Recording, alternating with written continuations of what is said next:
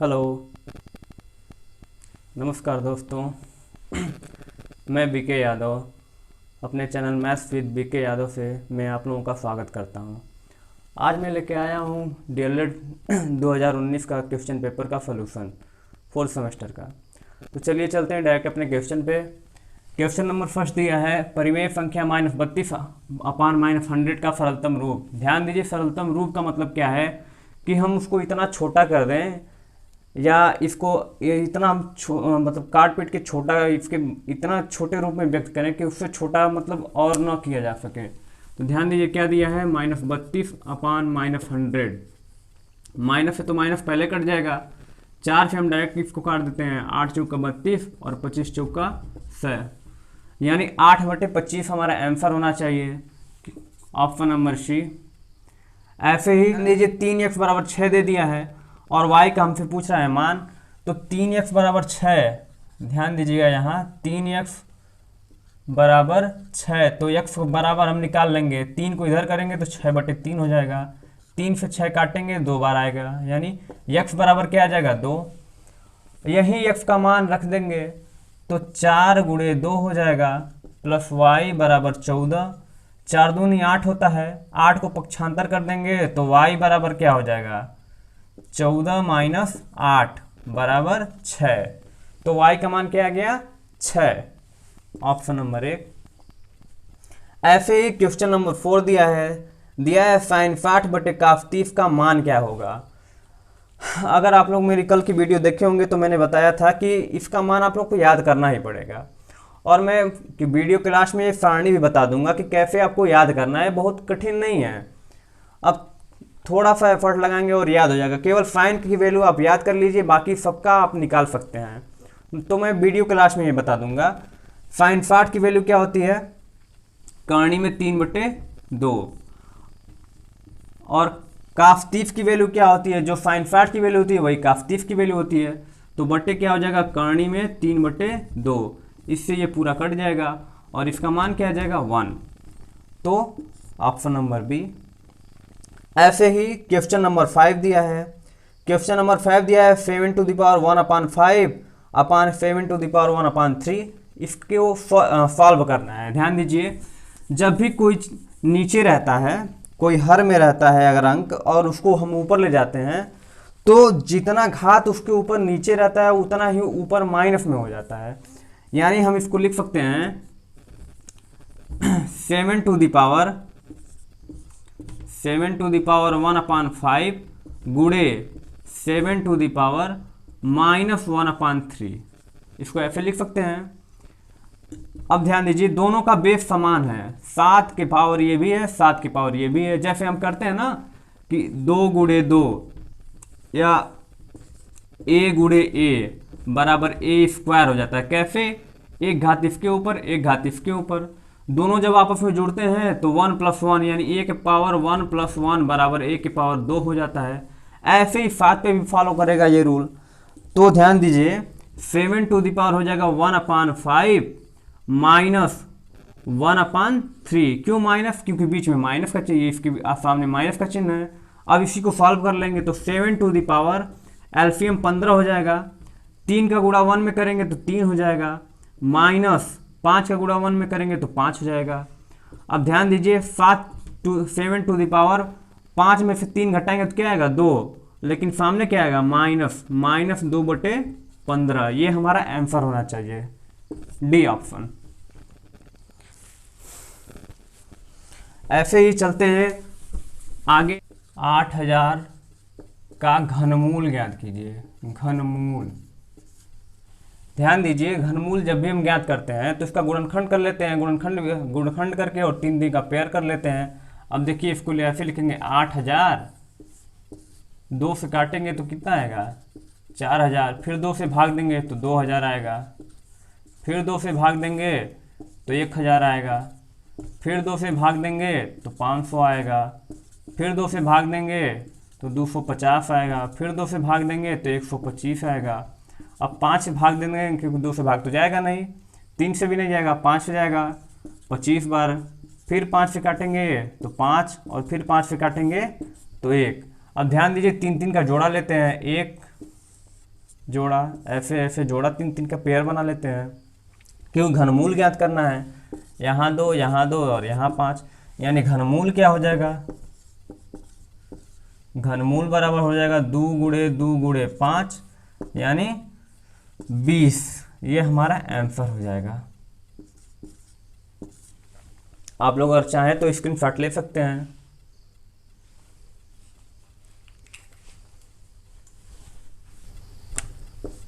(16x² - 25 = 0) का हल, इसका हल ज्ञात करना है। ध्यान दीजिएगा, इसको लिख सकते हैं 16x² और -25 को पक्षांतर कर देंगे तो इधर माइनस है उधर जाएगा तो क्या हो जाएगा, प्लस हो जाएगा, प्लस 25 हो जाएगा। तो x² बराबर क्या हो जाएगा, 25/16। वर्गमूल ले लेंगे दोनों पक्षों का, तो x बराबर क्या हो जाएगा, करणी में 25/16 और करणी में 25 यानी 25 का वर्गमूल क्या होता है 5 और 16 का वर्गमूल क्या होता है 4, यानी x का मान आ गया क्या 5/4। यह आंसर हो जाएगा।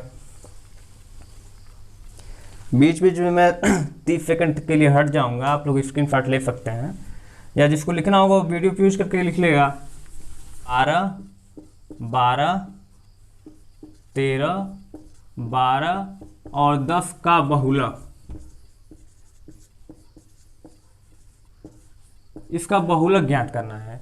बहुलक क्या होता है कि जिसकी संख्या कितनी बार रिपीट हुई है वही बहुलक होता है। अब देखिए इसमें क्या, इसको हम ऐसे लिख सकते हैं कि 10 एक बार आया है, यानी इसको हम पद लिख सकते हैं, इसको बारंबारता लिख सकते हैं। बारंबारता 12 कितनी बार आया है, 12 3 बार आया है और 13 एक बार, यानी सबसे अधिक बारंबारता क्या किसका है, यानी अधिकतम बारंबारता, अधिकतम बारंबारता,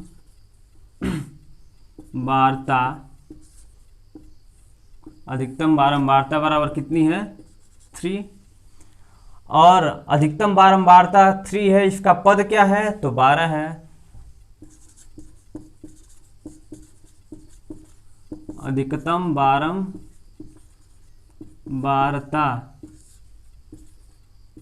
का पद बराबर 12, ये हमारा, अतः ऐसे लिख लेंगे, अतः बहुलक बराबर 12, ये आपका आंसर हो जाएगा। लंबे और 3.5 सेमी चौड़े आयत के लंबाई के परितः घुमाने पर बने बेलन का आयतन ज्ञात कीजिए। ये थोड़ा सा अच्छा क्वेश्चन है, ध्यान दीजिए। ये एक आयत दिया है, ये आयत है और इसकी जो चौड़ाई दिया है 3.5, लंबाई क्या दिया है 10 सेंटीमीटर दिया है और कह रहा है लंबाई के परितः घुमाने पर, यानी इसको हम अक्ष मान लें, ध्यान दीजिएगा, इसको अक्ष मान लें और ऐसे घुमाएं। जैसे मान लीजिए ये कोई आयत है ऐसे और इसको अक्ष मान के इसी के परितः हम देखिए घुमा रहे हैं, इसको ऐसे घुमा रहे हैं, इसको यहाँ पकड़ के ऐसे घुमा रहे हैं, तो घुमाएंगे तो एक बेलन बनेगा ना। देखिए एक बेलन का निर्माण हो रहा होगा, तो कुछ ऐसा ये बेलन बनेगा।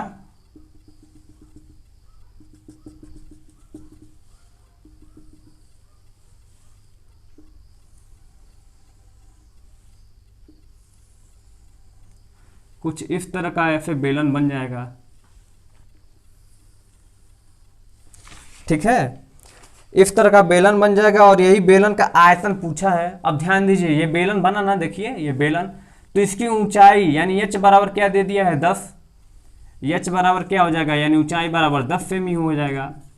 त्रिज्या क्या हो जाएगी, इसकी चौड़ाई ही इसकी त्रिज्या होगी। ध्यान दीजिए यहाँ से यहाँ तक क्या है 3.5 सेंटीमीटर है, तो r का मान यानी त्रिज्या, ये ऊंचाई h का मान और त्रिज्या r का मान 3.5 सेमी। हम जानते हैं बेलन का आयतन क्या होता है। बेलन का आयतन क्या होता है, पाई आर स्क्वायर एच।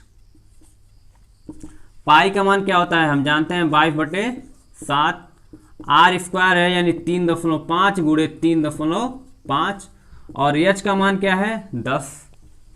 ध्यान दीजिए इसको मैं ऐसे भी लिख सकते हैं, 22/7 गुणे 3.5 को लिख सकते हैं 35/10 लिख सकते हैं। ये दशमलव हटाएंगे तो नीचे 10 का भाग हो जाएगा, क्योंकि एक अंक पे है इसलिए एक के आगे 1 0 लगेगा। यहाँ 10 का इसमें गुणा कर देते हैं 35 में, तो ये हो जाएगा 3.5 में 10 का गुणा करेंगे तो क्या हो जाएगा 35 हो जाएगा। 7 से काटेंगे 7 × 5 = 35 5 बार में, फिर 5 से काट देंगे तो 5 दूनी 10 हो जाएगा। 2 से 22 को काटेंगे तो 11 दूनी 22 हो जाएगा। अब सबका आपस में गुणा कर लेंगे। ध्यान दीजिए 11 का 35 में गुणा कर देंगे तो 11 × 5 क्या होता है 55, और 11 × 3 = 33, और 33 × 5 कितना हो जाएगा 38। इतना वर्ग सेमी, ये आपका आंसर हो जाएगा। आप लोग स्क्रीनशॉट ले लीजिए। आगे चलते हैं। दिया है समीकरण x² + 9 - 6x का हल। समीकरण x² + 9 - 6x = 0 का हल। इसका हल ज्ञात करना है। जब भी हल पूछता है हमसे तो हम x का मान ज्ञात करते हैं जनरली। इसको हम ऐसे लिख सकते हैं x² - 6x, या ध्यान दीजिए आप सबको, आप लोगों को पता होगा कि a² + b² - 2ab बराबर क्या होता है a - b का होल स्क्वायर। ऐसे ही a² + b² + 2ab, ये किसका मान होता है a + b का होल स्क्वायर होता है। ध्यान दीजिए ये भी कुछ इसी के फॉर्म में है। ध्यान दीजिए इसी के फॉर्म में। इसको हल करने का 2 तरीका है, एक तो गुणनखंड विधि, और दूसरा हम ये देखते ही जान जाए कि ये किसी का होल स्क्वायर बन सकता है। ध्यान दीजिए कैसे होल स्क्वायर बन सकता है। x² + 3 9 को क्या लिख सकते हैं 3 का स्क्वायर, माइनस 6 को क्या लिख सकते हैं 2 गुणे 3 गुणे x = 0, ऐसे लिख सकते हैं। देखिए 2 × 3 = 6 और x 6x, यानी a आप प्लस b, ध्यान दीजिए a का स्क्वायर प्लस b का स्क्वायर -2ab, यानी ये क्या हो जाएगा x - 3 का होल स्क्वायर बराबर 0। इसको हम ऐसे भी लिख सकते हैं x - 3 × x - 3 = 0। तो x बराबर क्या हो जाएगा, ध्यान दीजिए x - 3 = 0। एक पद, ध्यान दीजिए जब 2 पदों का गुणनफल 0 अगर है तो या तो ये 0 होगा या तो ये 0 होगा, तो इसलिए हम दोनों को 2 बार रख के देख लेते हैं। ये हो जाएगा क्या हो जाएगा x = 3। एक बार जब इसको रखेंगे x = 0 तो x की वैल्यू 3 आएगी। फिर इसको भी ऐसे ही रखेंगे x - 3 = 0, तो x बराबर क्या आ जाएगा फिर से 3 आ जाएगा, यानी x का मान क्या आ जाएगा x = 3, 3, ऐसे 2 मान आएंगे इसके, ठीक ना। इसको आप लोग स्क्रीनशॉट ले लीजिए। दिया है क्या दिया है, काट 45 माइनस साइन स्क्वायर 45 माइनस काफ स्क्वायर 45 और प्लस साइन 90। ध्यान दीजिए ये क्वेश्चन त्रिकोणमिति का 1 या 2 क्वेश्चन आप लोगों के पेपर में हर साल पूछता है, और खासकर इसी से केवल मान ज्ञात करने वाला। तो आप लोग अगर एक बार सारणी याद कर लेंगे, मान आप लोगों को याद रहेगा, तो 2 क्वेश्चन तो आपको पक्का मिल जाएगा। एक हो सकता है वो विकल्पी में आ जाए और दूसरा ये इसमें आ जाए अति लघुत्तरी में या लघुत्तरी में आ जाए। ध्यान दीजिए लघुत्तरी का क्वेश्चन है। काट 45 का मान होता है 1, माइनस साइन 45 का मान होता है 1/कर्ण में 2, 1/कर्ण में 2, लेकिन इसका क्या होल स्क्वायर, क्योंकि यहाँ स्क्वायर है। माइनस काफ स्क्वायर का 45, काफ का भी मान 1/कर्ण में 2 होता है, तो 1/कर्ण में 2, इसका भी होल स्क्वायर, प्लस साइन 90 का मान क्या होता है, 1 होता है। अब ध्यान दीजिएगा, इससे तो ये कट जाएगा, ये माइनस है, नहीं कटेगा नहीं, क्योंकि दोनों माइनस हो गए। एक से एक में एक जुड़ जाएगा तो क्या हो जाएगा 2, क्योंकि ये भी प्लस है ये भी प्लस है, ये दोनों माइनस है तो ये भी आपस में जुड़ेंगे। माइनस ध्यान दीजिए, जब इसका स्क्वायर करेंगे तो ये हो जाएगा 1/2, माइनस इसका भी जब स्क्वायर करेंगे तो कर्ण हट जाएगी 1/2, 1/2 और 1/2 आपस में जुड़ जाएंगे, क्योंकि ये भी माइनस है और ये भी माइनस है। जुड़ेंगे तो आधा और आधा जब जोड़ेंगे तो कभी भी क्या हो जाएगा, 1 हो जाएगा, तो यानी आ जाएगा 2 माइनस 1 बराबर 1, ये आंसर हो जाएगा आपका।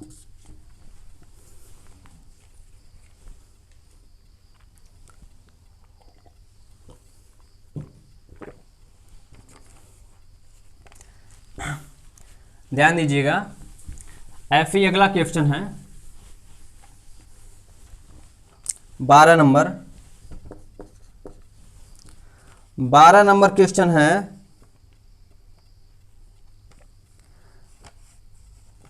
यदि फिट थियरी से है ये, ए बराबर फिट ए बराबर यानी समुच्चय ए बराबर 1, 3, 5 और 7 तथा समुच्चय बी बराबर 5, 7, 8 और 9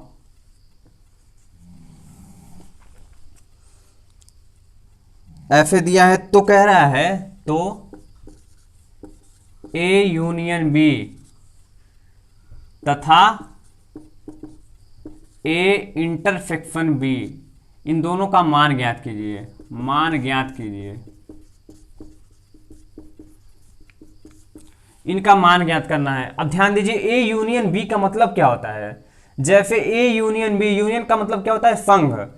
ये मान लीजिए ए है, ये मान लीजिए बी है, इन दोनों को मिला दिया जाए, इन दोनों को जब मिला दिया जाएगा तो ये ऐसे कुछ ऐसे बन जाएगा, संघ बन जाएगा ना, ये ए है ये बी है, तो इन दोनों के जो एलिमेंट हैं वो आपस में क्या हो जाएंगे, मिल जाएंगे। यानी ये 1 है, 3 है, 5 है, 7 है, इसमें 5 है, 7 है, 8 है और 9 है।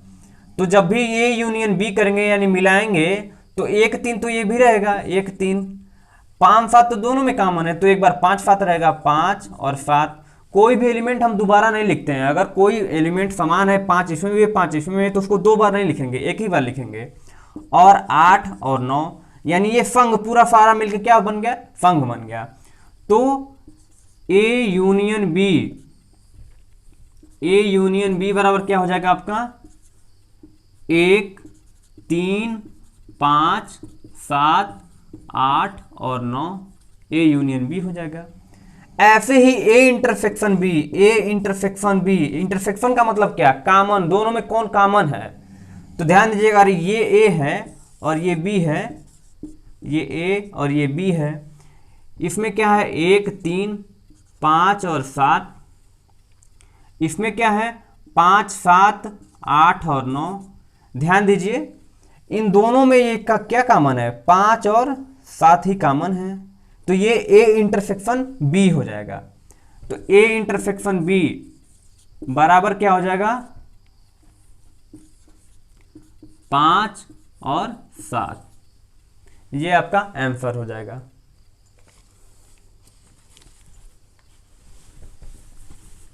आगे चलते हैं, कह रहा है बारंबारता बंटन का बहुलक ज्ञात कीजिए। पद दिया है, बहुत आसान क्वेश्चन है ये, 15, 16, 17, 18, 19, बारंबारता दिया है,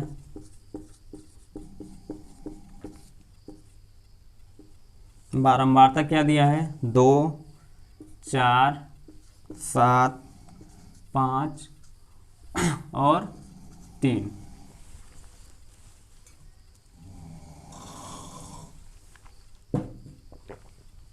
ध्यान दीजिए, सबसे अधिक क्या आ रहा है, सबसे अधिक किसकी बारंबारता आ रही है, 17 की, यानी अधिकतम बारंबारता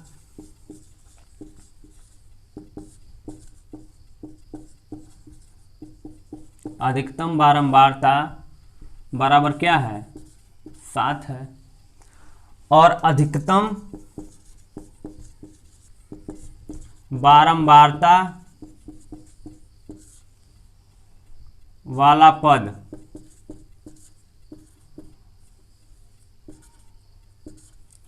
ये क्या है, अधिकतम बारंबारता वाला पद बराबर क्या है, 17। अतः बहुलक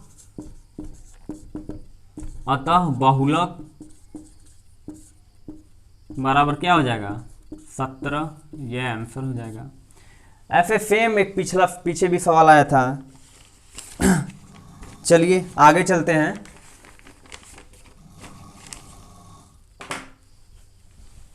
अगला दिया है क्वेश्चन, ये ज्यामिति से क्वेश्चन दिया है, ध्यान दीजिएगा।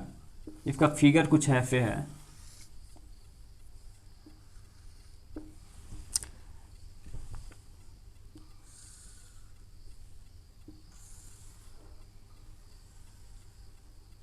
ये मान लीजिए अगर वृत्त का केंद्र हो,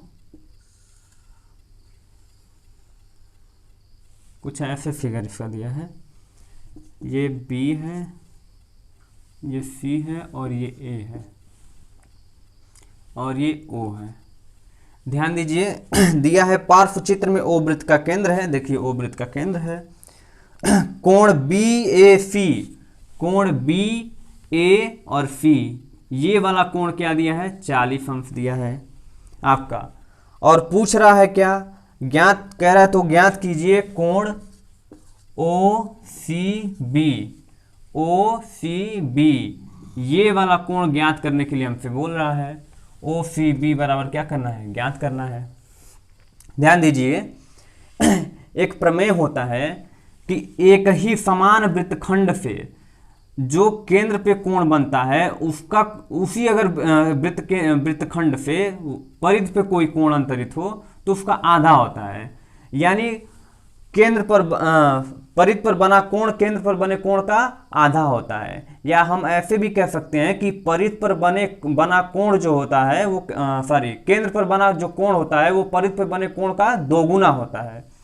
तो अगर ये 40 है तो ये क्या हो जाएगा, 40 का 2 गुना 80 हो जाएगा, होगा ना।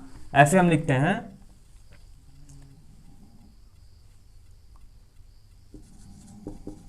चूंकि कोण BAC बराबर 40, इसलिए कोण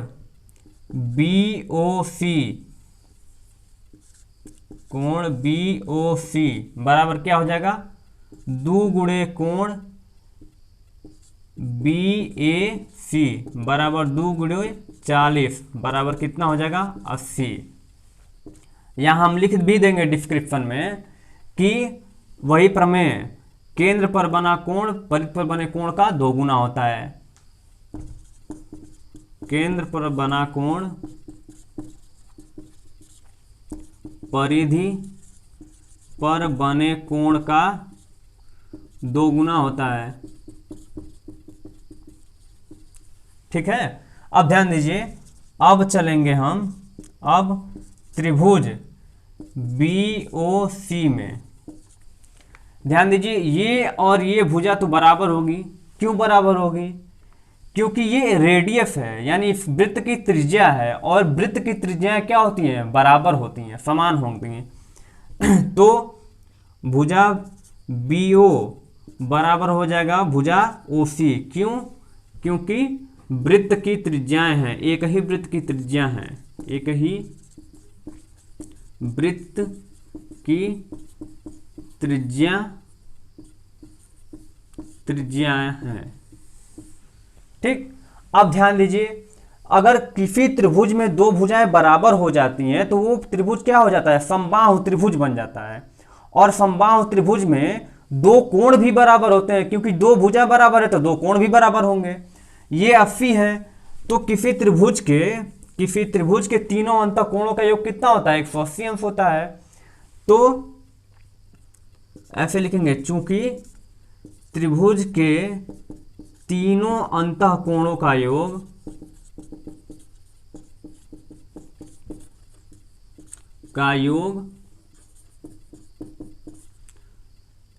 बराबर कितना होता है? 180 अंश। तो कोण B प्लस कोण O प्लस कोण C बराबर कितना? 180 अंश हो जाएगा। और कोण O का मान 80 दिया ही है, तो कोण B और प्लस कोण C बराबर कितना हो जाएगा? 180। और इसको इधर पक्षांतर कर देंगे तो हम डायरेक्ट मान रखते हैं 80 हो जाएगा। ऊपर लिखते हैं, तो कोण B प्लस कोण C बराबर कितना हो जाएगा? 100 अंश। कोण B बराबर क्या हो जाएगा? कोण C। ये तो होगा ही, ये क्योंकि दो भुजाएं बराबर हैं, तो जिस दो भुजाएं बराबर हैं तो सामने के कोण भी बराबर होंगे, ये कोण भी बराबर होगा। तो इसलिए हम इसको रखते हैं 2C, 2 कोण C बराबर 100 अंश। क्यों हो जाएगा? क्योंकि B की जगह पे C भी रख सकते हैं, तो B की जगह पे C रख दिए हैं, इसलिए 2C हो जाएगा। 2 से काट देंगे 50, यानी कोण C बराबर क्या आ जाएगा? 50 अंश। इसी को हम ऐसे लिख सकते हैं, कोण OCB बराबर 50 अंश। ये आपका आंसर हो जाएगा।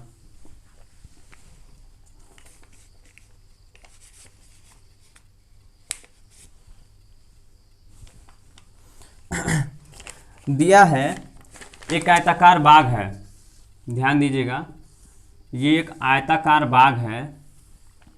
इस बाग के बीचों बीच से एक रास्ता बनाया गया है, ऐसे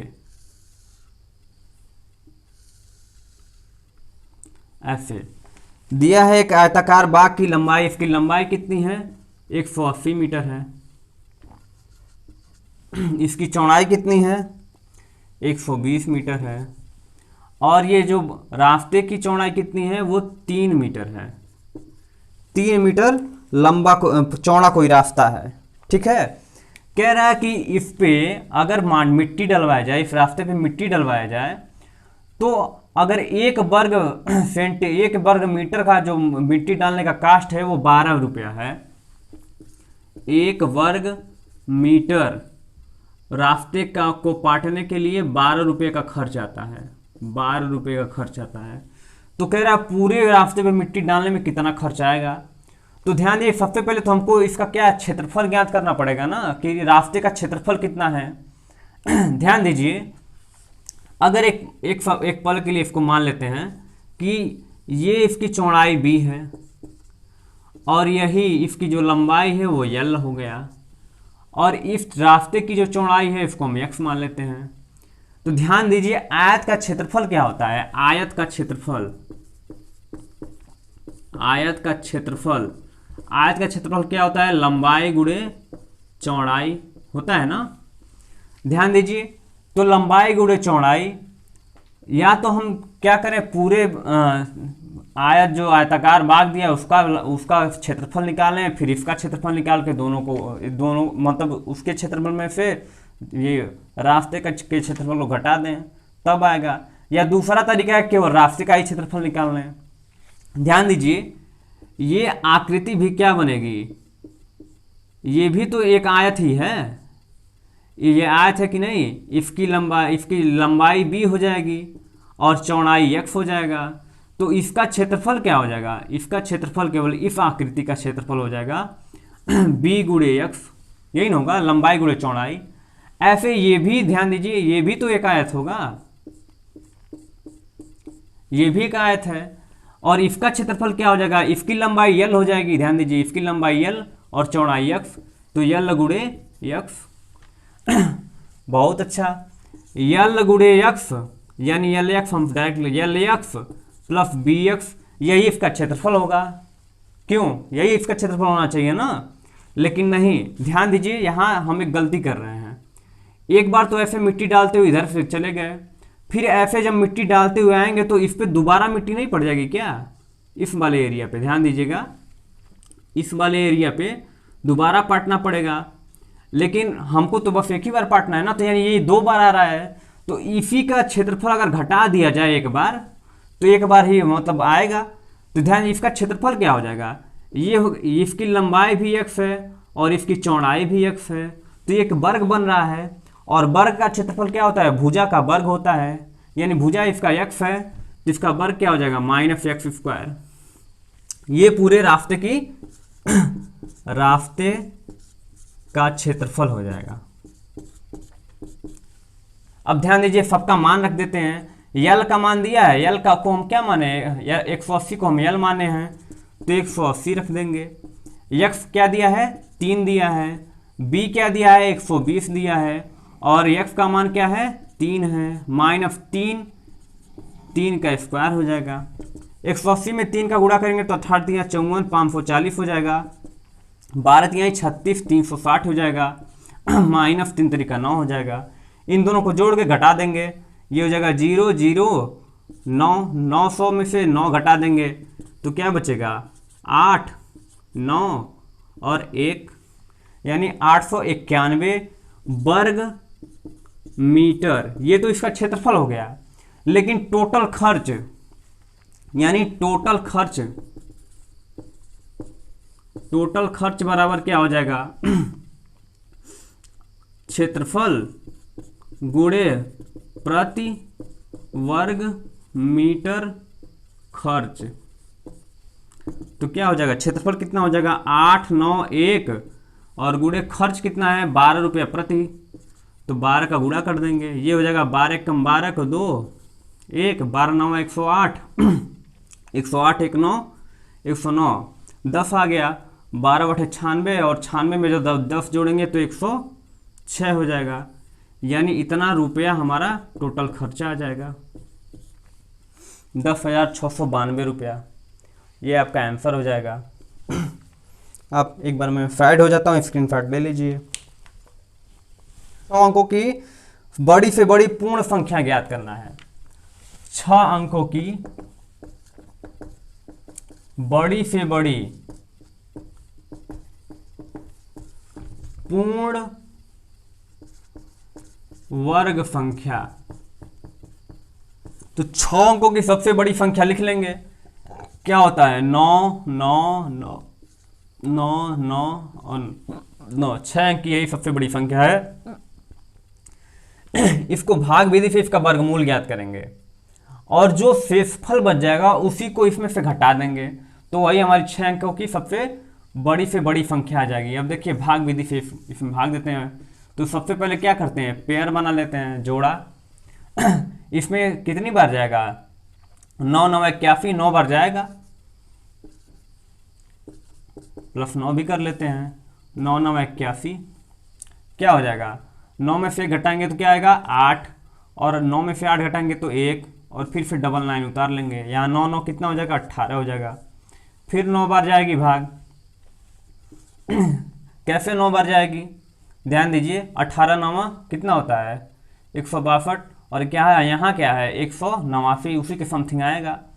तो 9 9 81, 1 8, फिर 9 8 72, 72 8 80 को 0 हाथ में 8, और 9 1 9 8 17, और प्लस 9 यहाँ कर देंगे। ध्यान दीजिए, घटाएंगे तो क्या आएगा, 8 9 1, ये कट जाएगा, 9 9 कितना हो जाएगा, 18, 8 1 9, और फिर 1, फिर 9 बार जाएगा, तो 9 9, और ये सॉरी ये डबल लाइन उतर भी जाएगा, तो 9 9 81 फिर से हो जाएगा, 9 8 72 और 8 80, 8 और 9 9 81, 81 में 8 जो जोड़ेंगे तो 89, और 9 1 9 और 8 कितना हो जाएगा, 17, घटाएंगे तो कितना हो जाएगा, 8 9, यहाँ कितना हो जाएगा, 18, 18 में से 9 जा 9, और यहाँ 18 हो जाएगा, 8 बचेगा, 8 में से 7 जा 1, और ये कट जाएगा। ये देखिए, यही शेष बच रहा है, शेष बच रहा है। तो अतः हम लिखेंगे, अतः पूर्ण वर्ग संख्या बराबर कितना हो जाएगा 9 9 9 9 9 और 9 6 माइनस 1 9 9 1 9 9 8, इसको घटा देंगे, ये क्या हो जाएगा 1 हो जाएगा 0 0 8 और 99, ये आपका आंसर हो जाएगा।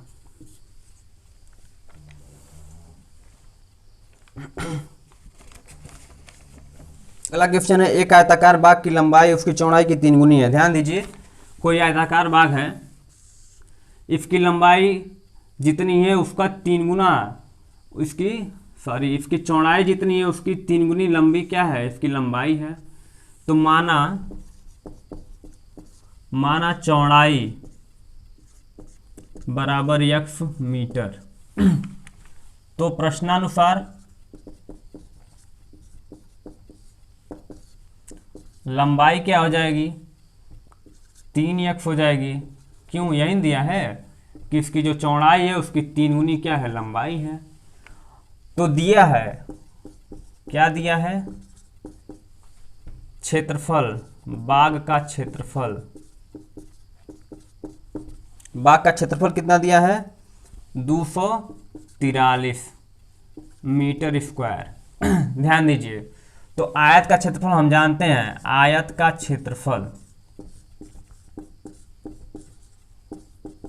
आयत का क्षेत्रफल क्या होता है, लंबाई गुणे चौड़ाई, लंबाई गुणे चौड़ाई, लंबाई गुणे चौड़ाई, लंबाई क्या है 3x, चौड़ाई क्या है x है, और यही बराबर किसके दिया है, क्योंकि यही ना वर्ग, यही ना इसका क्षेत्रफल है, और इसका क्षेत्रफल ऑलरेडी दे रखा है कितना 243। इसी को सॉल्व कर लेंगे, ये क्या हो जाएगा 3x स्क्वायर बराबर 243, 3 को पक्षांतर कर देंगे तो x स्क्वायर बराबर क्या हो जाएगा 243 बटे 3, 3 से काट देंगे तो 8 और 1 81 है, बार में कट जाएगा, 8 3 का 24, 3 1 कम 3, तो x बराबर कितना हो जाएगा 9 मीटर हो जाएगा।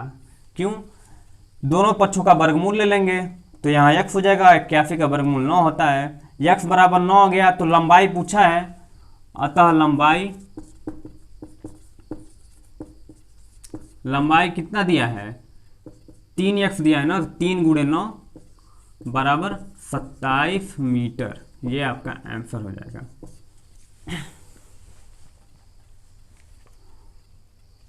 ध्यान दीजिए, 18वां नंबर क्वेश्चन है आपका, x square plus 3x plus 9/4 का गुणनखंड, इसी का गुणनखंड ज्ञात करना है,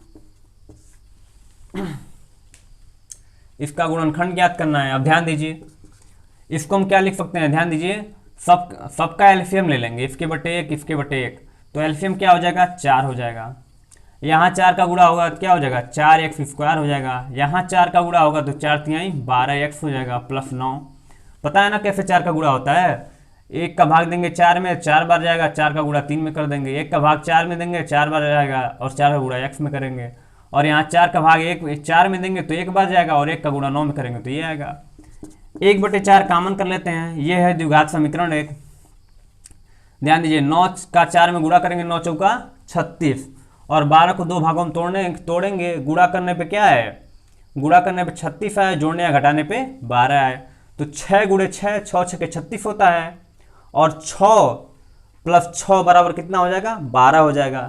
तो इसको हम ऐसे लिख सकते हैं 4x square plus 6x plus 6x और प्लस 9, ये हो जाएगा 1/4। यहाँ से क्या कॉमन हो जाएगा 2x कॉमन हम कर सकते हैं,